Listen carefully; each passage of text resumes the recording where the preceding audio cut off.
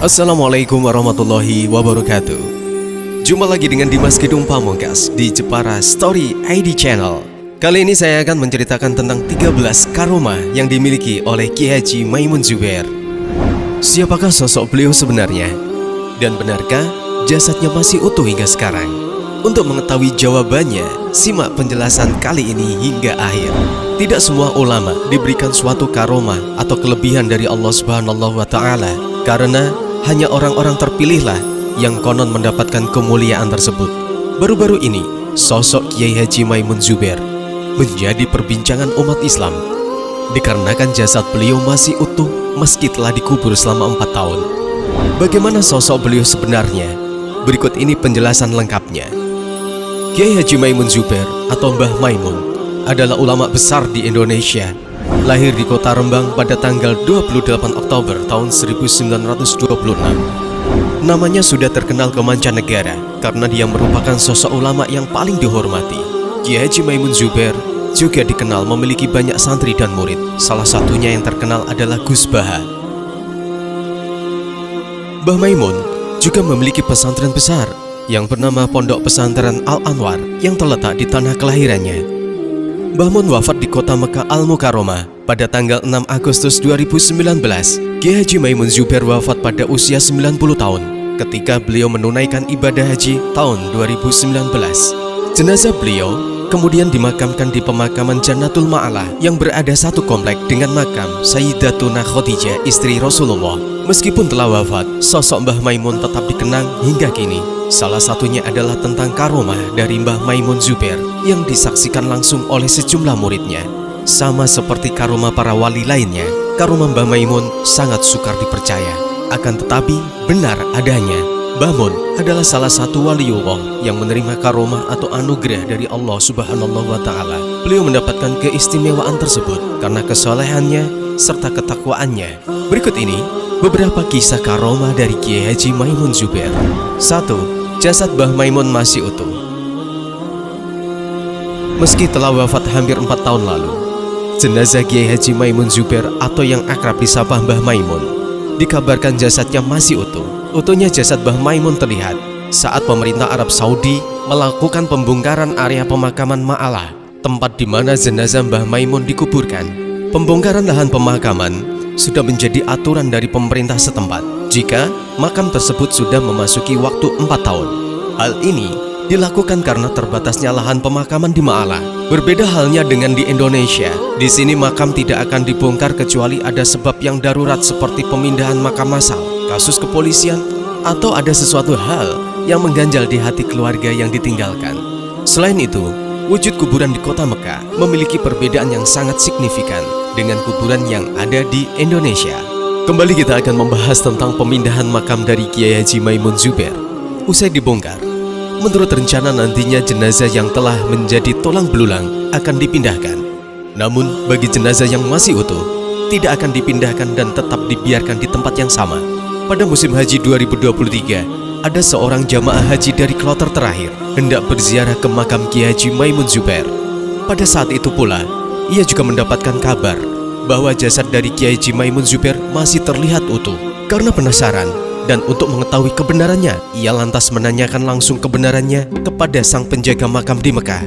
Menurut kabar bahwa kuburan Mbah Maimun akan dibongkar dan jasadnya hendak dipindahkan.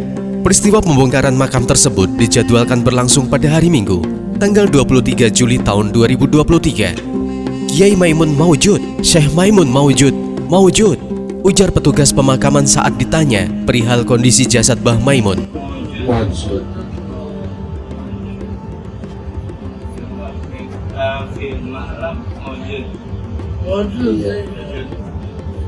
Penjaga makam yang bernama Muhammad Ali menjadi saksi utuhnya jasad Kiai Maimun Zubair. Saat itu, dialah yang kebetulan ditugaskan membongkar makam Kiai Maimun.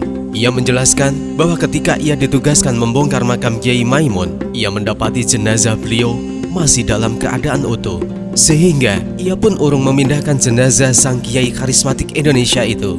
Fenomena utuhnya jasad bukanlah hal yang lazim bagi jenazah yang sudah dikubur bertahun-tahun. Pembongkaran makam di Jannatul Ma'ala memang sudah menjadi hal yang rutin dikarenakan keterbatasan lahan di pemakaman Ma'ala. Sehingga lahan bekas jenazah yang sudah dibongkar, kemudian lubang makamnya diperuntukkan untuk jenazah yang baru. Dan ada yang berpendapat kalau jasadnya diketahui masih utuh, maka tidak akan diangkat atau dipindahkan dari situ. Banyak ulama dari Indonesia yang ada dibongkar makamnya, akan tetapi jasadnya masih dalam keadaan utuh.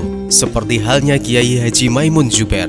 Diketahui, Kiai Haji Maimun Zubair meninggal dunia di kota Mekah, Arab Saudi. Beliau meninggal pada Selasa tanggal 6 Agustus tahun 2019.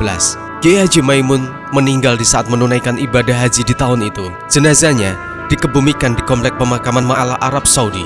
Beliau dikebumikan dalam satu komplek bersama sang guru, Said Muhammad Al-Maliki dan Sayyidatuna Khadijah, istri Rasulullah. 2. Karomah Mbah Maimun mengetahui tanggal wafatnya. Karomah dikisahkan oleh jamaah haji asal Tegalrejo yang bernama Sodikin. Saat itu, Sodikin diminta kakaknya untuk sowan pada Mbah Mun yang tengah menunaikan ibadah haji. Singkat cerita, Sodikin akhirnya bertemu Mbah Maimun dan bertanya, sampai kapan Mbah Mun tinggal di Mekah? Mbah Mun menjawab bahwa dia akan tinggal sampai tanggal 5. Sodikin merasa heran karena ibadah haji jika dihitung dari kalender Hijriah maupun Masehi akan berakhir di sekitar tanggal belasan dan tidak mungkin beliau akan meninggalkan tanah suci pada tanggal 6. Ternyata Mbah Mun wafat pada tanggal 5 Dzulhijjah 1440 Hijriah atau bertepatan pada tanggal 6 Agustus 2019. Sodikin baru menyadari bahwa tanggal 5 tersebut adalah waktu di mana Mbah Mun wafat. 3. Nasi berkat tahlilan 7 hari tidak basi. Ada yang bersaksi, jika makanan pada saat acara 7 harian meninggalnya Mbah Mun terjadi keanehan, mulai nasi ikan, daging, kue, dan lain-lain, tidak ada penurunan kualitas. Yang normalnya dapat terjadi pada makanan di keesokan harinya. Kondisi semuanya masih layak dimakan seperti saat baru saja dibagikan, walau pada saat itu sudah memasuki waktu siang hari. 4. Dititipi oleh Rasulullah melalui mimpi. Melalui mimpi, Rasulullah Shallallahu Alaihi Wasallam menitipkan keturunannya agar berguru dengan Mbah Mun. Ada seorang santri Mbah Mun yang bernama Habib Zaki yang saat itu merupakan keturunan Rasulullah. Dia diberi wejangan dari pamannya agar tidak memberitahu kepada Mbah Mun kalau dirinya merupakan keturunan Rasul. Namun di tengah malam, Mbah Mun tiba-tiba mendatangi Habib Zaki lalu mengatakan mengapa dirinya tidak menyebutkan kalau keturunan Rasulullah. Mbah Mun kemudian menjelaskan bahwa beliau baru saja bermimpi bertemu Rasulullah dan dititipkannya keturunannya untuk berguru di pondoknya Mbah Mun. 5. Memiliki penglihatan batin. Kediaman Mbah Mun tidak pernah sepi dari orang yang sholat maupun tamu yang datang sekedar bersilaturahmi. Saat itu, rumah Mbah Mun memang sering didatangi tamu tanpa diundang. Ketika itu, rumah Mbah Mun kedatangan tamu dari marga bin Syekh Abu Bakar dan marga Asekaf. Namun sebelum mulai berbicara, Mbah Mun langsung menghampiri tamunya tersebut lalu berkata, "Antum Asekaf dan antum BSA." Perlu diketahui BSA merupakan singkatan dari marga bin Syekh Abu Bakar. Tamu tersebut pun terkejut, lalu bertanya bagaimana Mbah Mun dapat mengetahuinya. Lalu Mbah Mun menjawab, dilihat dari matanya, sudah ketahuan, ucap Mbah Maimun. Karena kedatangan tamu istimewa, kemudian diajaklah mereka masuk ke ruangan dalam untuk dijamu dengan makanan yang lezat. Setelah makan, Mbah Mun lalu memberikan 2 amplop kepada Habib tersebut. Mbah Mun menjelaskan bahwa amplop tersebut dapat digunakan untuk bekal Habib serta kebutuhan lainnya. Dan ternyata isi amplop tersebut sama persis dengan apa yang mereka butuhkan. 6. Amalan pelaris dagang sapi. Pada saat bisnis sapi yang sedang sulit, hal tersebut membuat para pedagang kebingungan mengenai kehidupan ekonominya. Di tengah kebingungan itu, seorang juragan sapi bertemu dengan Mbah Mun untuk sowan dan bercerita mengenai bisnisnya. Ketika malam hari tiba, juragan tersebut hendak pamit usai bercerita panjang lebar. Namun, saat itu Mbah Mun melarangnya dan menyuruh juragan sapi itu agar menginap di pondoknya. Usai sowan dan menginap di pondok Mbah Mun, bisnis sapinya mulai kembali berputar. Geliat jual beli kembali berjalan dan segala kerumitan ekonominya berangsur membaik. 7. Tongkat kembali lagi setelah hilang selama 7 tahun. Suatu ketika, seorang santri dari Mbah Mun tengah melaksanakan ibadah haji. Ia mempunyai niatan ingin memberikan hadiah kepada gurunya itu. Namun karena Mbah Mun telah memiliki banyak sorban, sang santri akhirnya memutuskan membelikan sebuah tongkat. Pada saat mencari tongkat, sang santri tersebut sempat menolak tawaran tongkat dari seorang pedagang di sana. Ia merasakan kurang cocok dengan tongkat yang ditawarkan. Namun, karena menawarkannya dengan memaksa, akhirnya santri tersebut membeli tongkat pedagang tersebut. Ketika beliau menerima hadiah pemberian sang santri, Mbah Mun merasa terkejut dengan pemberian muridnya itu. Bagaimana tidak, tongkat itu merupakan tongkatnya yang hilang 7 tahun lalu. 8. Mbah Maimun Zubair menghentikan hujan lebat. Salah satu karomah Mbah Maimun Zubair yang terungkap ke publik adalah menghentikan hujan lebat. Mulanya, Mbah Maimun tengah mengisi acara Maulid Nabi di Kudus. Di tengah-tengah acara, hujan pun turun dan seketika membuat sebagian orang panik. Pada saat yang sama, panitia pun kebingungan karena Mbah Maimun terkena percikan air hujan dan tak mau pindah ke dalam rumah. Panitia pun berusaha memayungi tubuh Mbah Maimun. Di sela-sela acara, Mbah Mun berdoa kepada Allah Subhanahu wa Ta'ala. Allahumma hawalaina wa ala alaina, Allahumma hawalaina wa ala alaina, Allahumma hawalaina wa ala alaina, Allahumma hawalaina wa ala alaina. Allahumma tabbat bin qulub. Bismillahirrahmanirrahim. Tabbat yada abi lahab wa tab, ma aghna anhu maluhu wa ma kasab, sayasla naran dhata lahab wa imra'atuhu hammalatal hatab, fi jidha hablum min masad. Bismillahirrahmanirrahim. Tabbat yada abi lahab wa tab, ma aghna anhu maluhu wa ma kasab, sayasla naran dhata lahab wa imra'atuhu hammalatal hatab, fi jidha hablum min masad. Bismillahirrahmanirrahim. Tabbat yada abi lahab wa tab, ma aghna anhu maluhu wa ma kasab, sayasla naran dhata lahab wa hammalatal hatab, fi jidha hablum min masad. Allahumma bihaqqi nabiyyika Muhammad sallallahu alaihi wasallam wa bima haqqi ma anzaltahu minal Qur'anil Karim wa bi khawassil hurufi wal asma'it tammat allati kanat fi munzal kitabikal karim.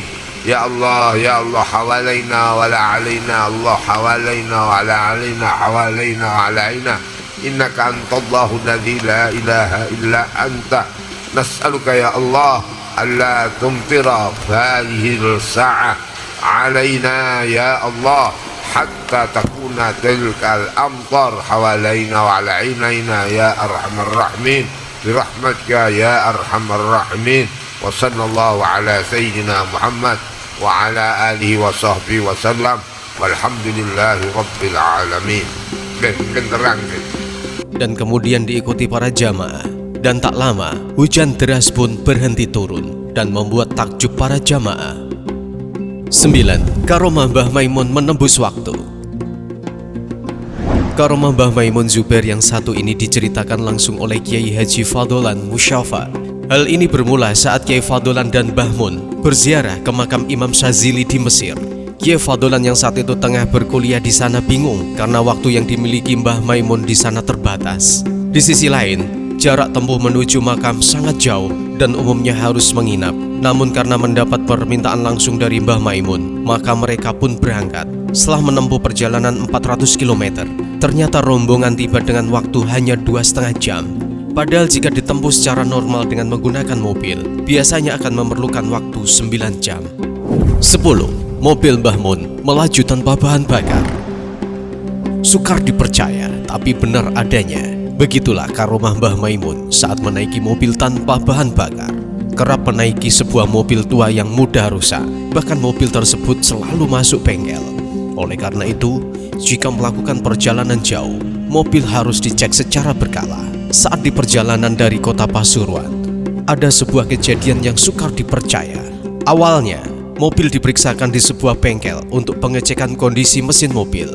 Seorang montir bengkel yang memeriksakan kondisi mobil itu mengatakan bahwa saluran selang mobil tersebut tidak tersambung. Anehnya, sang montir pun tak percaya karena mobil itu masih bisa berjalan sampai bengkel tersebut. 11. Karomah Mbah Maimun bertemu Nabi Khidir alaihi salam. Karomah Mbah Maimun Zubair lainnya adalah bertemu Nabi Khidir alaihi salam. Kejadian tersebut terjadi ketika beliau masih menjadi santri di Pondok Lirboyo, Kediri, Jawa Timur. Ketika itu, Mbah Mun merasakan kehadiran seseorang dan memanggilnya dari arah makam dekat pondok. "Kamu cinta kepada saya juga cinta kepada kamu. Dijamin Gusti Allah nantinya." Ucap sosok tersebut yang dipercaya sebagai Nabi Khidir. Nabi Khidir pun mendoakan Mbah Mun dan seketika ia hilang dari pandangan Mbah Mun.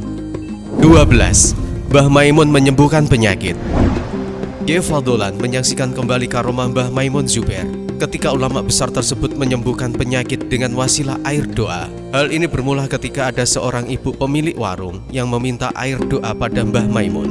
Air tersebut diniatkan untuk diminumkan kepada suaminya yang tengah sakit. Mbah Maimun pun mendoakan air tersebut dan diberikan pada suaminya. Beliau juga mengusapkan air tersebut pada orang yang tengah sakit tersebut. Tak lama, suami dari ibu pemilik warung itu berangsur pulih. 13. Restoran yang menipu Mbah Mun di Mesir terbakar. Kiai Fadlan juga menceritakan lagi dari karomah Mbah Maimun saat ia mengantarkan beliau dan istrinya ke makam Imam Syazili. Saat itu, rombongan beristirahat untuk makan di sebuah restoran. Usai makan, Mbah Mun memberikan uang 300 pon Mesir pada Kiai Fadlan. Namun, kasir restoran mengatakan kalau uang untuk membayar tersebut kurang karena totalnya 750 pon Mesir. Padahal uang yang dibayarkan Mbah Maimun lebih dari cukup. Jika melihat dari harga normalnya, menu yang telah pesanan, uang tersebut sewajarnya masih ada kembaliannya. Mengetahui Kiai Fadlan menambah uang yang kurang tersebut, Mbah Maimun mengatakan, "Bukan dari golongan kita." Masya Allah. Tak lama berselang, restoran tersebut mengalami kebakaran setelah rombongan Mbah Maimun pergi. Keajaiban di sekitar wafatnya Mbah Maimun. Saat di hari wafatnya, alam sekitar mengiringi kepergiannya. Awan mendung serta hujan turun saat di pagi hari di kota Mekah. Padahal saat itu di kota Mekah sedang musim kemarau. Demikianlah kisah karomah dari Kiai Haji Maimun Zubair. Semoga kita bisa mengambil hikmah dari kisah beliau. Terima kasih telah menonton. Jangan lupa klik tombol subscribe, like, komen, dan share sebagai bentuk dukungan terhadap channel saya. Wassalamualaikum warahmatullahi wabarakatuh.